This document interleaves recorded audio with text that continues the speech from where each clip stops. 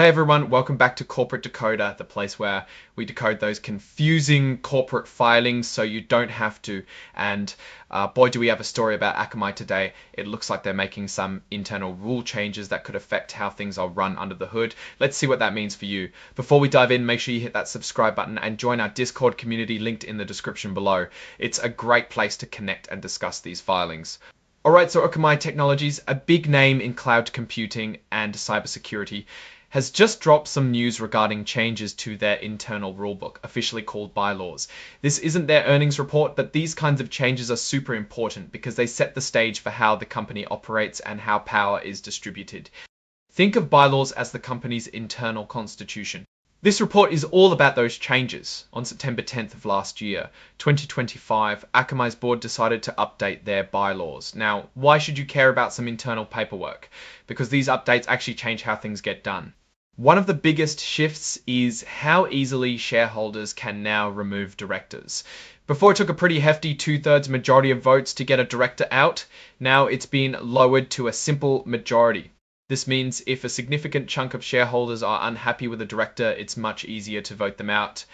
This can lead to more accountability for the board, but also potentially more instability if activist investors decide to make moves.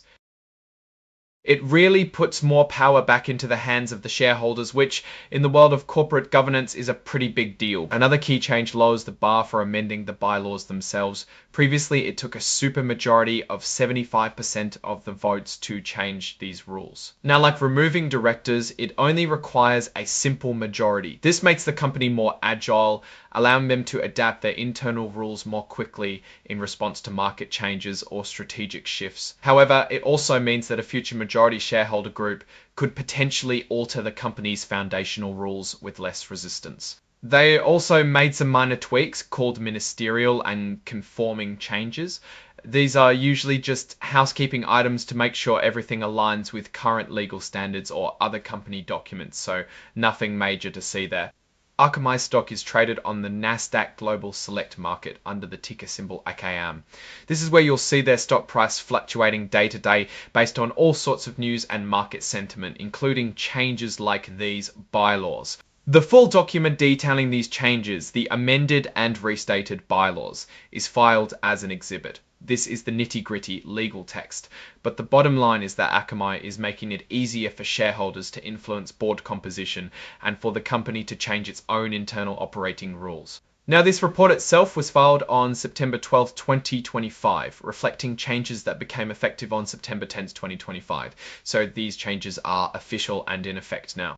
The report is signed off by Aaron S. Ahola, who holds a pretty important role as the Executive Vice President, General Counsel, and Corporate Secretary. This is the person responsible for making sure all these legal and governance aspects are properly handled. Looking at this filing, it's clear Akamai is streamlining its governance. The reduction in voting thresholds to remove directors and amend bylaws suggests move towards greater shareholder influence and increased corporate flexibility. For investors, this could mean more direct engagement with the board and a quicker response from management to strategic needs. On one hand, giving more power to shareholders, especially on director removal, can be a good thing for accountability.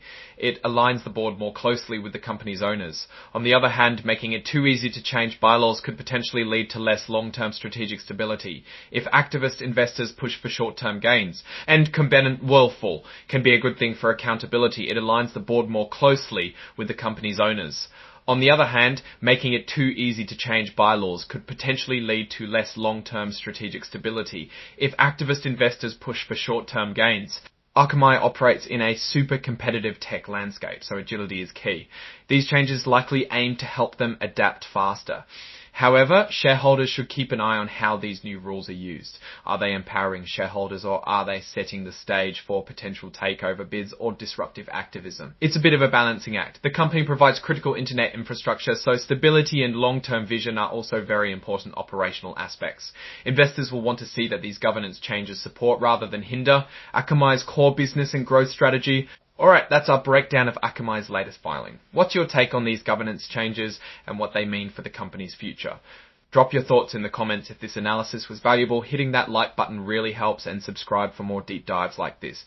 Don't forget to check out the Discord in the description to join the conversation. Thanks for watching. See you next time.